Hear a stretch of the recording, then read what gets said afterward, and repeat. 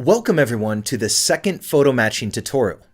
In the first tutorial, we saw how you can create a photo match inside of Lumion without the need to edit the final render with other programs such as Photoshop.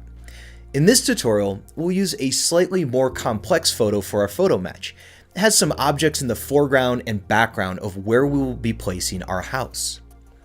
To keep these additional elements of our photo in the final render, we'll be using Lumion's 3D models and Photoshop. If you don't have Photoshop, any other image editor with similar functionality will do. Let's start with the basic photo match. We'll start with a new project on the empty green field.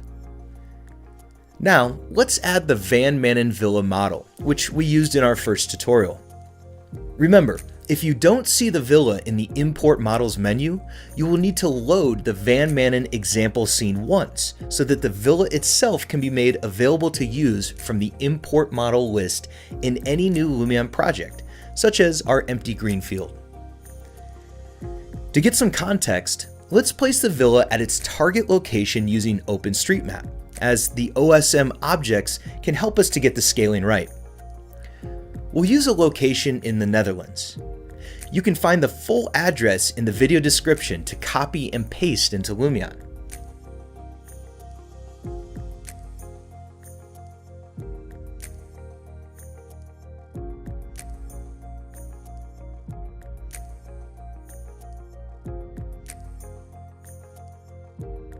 Let's hide the object that we see at this location, since it will be replaced with our villa. Let's position and rotate the villa to place it just right.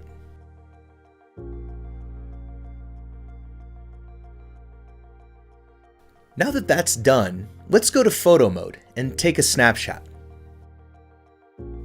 Let's then add the photo matching effect to our effects list.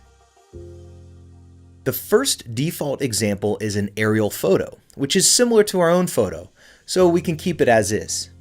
Now, let's load the photo we'll be using. If you'd like to follow along with the same photo I'm using, please download it from the link in the video description. Place the red and blue axis lines as we learned in our first tutorial. Luckily, the house in this photo is close to a rectangular shape, so we can use its walls and edges to get the perspective right. Remember, you can use the cube and grid to help guide your axis lines. Let's place the cube's anchor point on this corner of the house in the photo, which will indicate where our model will be loaded. Clicking on Place Reference Point will take us back to our Lumion model and OSM map, where we will place the reference point in the same corner of the villa. After confirming, the model will be loaded on the photo. Rotate and scale the model until it matches the photo. As you can see, you can use the OSM objects as references to get the scale right. Use the base of these objects for reference, as their height data is not set correctly in OpenStreetMaps. Press the Shift key while adjusting the scaling slider for a more precise control.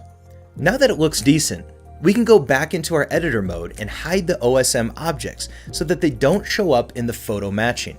Don't worry that our house is bigger than the one originally in the photo. We'll go over tips on how to fix areas where our model is on top of the bushes and trees of the photo. Now it's time to edit the lighting effects that are used on our 3D model to get it to blend in better with the photo. It looks like the photo was taken on an overcast day. Let's load the overcast style. There are some trees at the front and at the side of our villa which are being obstructed by it, when they should actually be in front of the villa from this perspective. To fix this, what we'll do is place similar trees and bushes from the Lumion library at the same positions. An easy way of doing this is with the Build with Effects feature. Select a tree which looks like the trees in the photo that are in front of the house. For example, European Aspen XL. Let's place one and then return to photo mode to see how it looks in the photo. The tree is too small and it needs to be repositioned. With a bit of trial and error, you can get it at the right spot.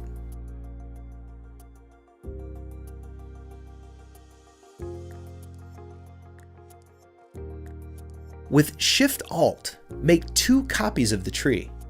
Turn and scale each of them so they are slightly different from each other for a more natural feel.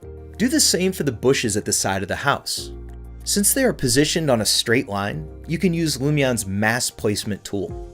The gray strip of road at the right of our villa is a bit too long for the photo and is crossing into the neighbor's plot. This probably would need to be adjusted in our 3D modeling software. Looking at the render preview, I think we're off to a good start, but now let's do more to make the model blend better with the photo. We can see that the color of the original photo looks a bit bluish. The Lumion Villa also looks a bit blue instead of white. Also, there's a small part of the roof on the old house that's still visible. Later, in Photoshop, we'll address all of this. Before that, let's tweak and add some more Lumion effects to make the image and model blend together better. The new villa looks a bit too sharp compared to other elements in the photo. Let's make it slightly less sharp with the depth of field effect by setting the focus distance different from the real distance. For example, we can set it at half the real distance, which you can measure using the autofocus option, and then play with the amount slider to get it at a similar level of blurriness as the photo. The villa also looks a bit too dark compared to the photo. Let's add an overcast real sky. Later, we'll apply some tweaks to our color correction effect to bring the light closer to the photos. To make the villa lighter, let's set the limit high slider slightly lower than the max. 0.7 should do it. Let's render the image and see what we get. Lumion renders not only the photo match, but also a photo mask and the scene without the photo. We won't be using these extra outputs in this tutorial, but we will use them in the next one. Now, let's head over to Photoshop or any similar image editor to make the corrections we spotted earlier. We'll need to edit the original photo and re-import it into the photo matching effect when we're done. Load the original photo in Photoshop. Unlock its layer, click on Adjustments, then Brightness Contrast, and increase the contrast a bit. Click on Hue Saturation. Select the blues from the drop-down box and set the saturation a bit lower. Do the same for the magentas, and then for the master. Click on Curves and adjust the curve like this.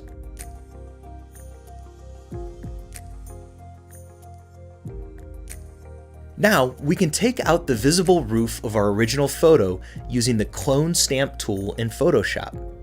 Select the original photo layer and activate the Clone Stamp tool.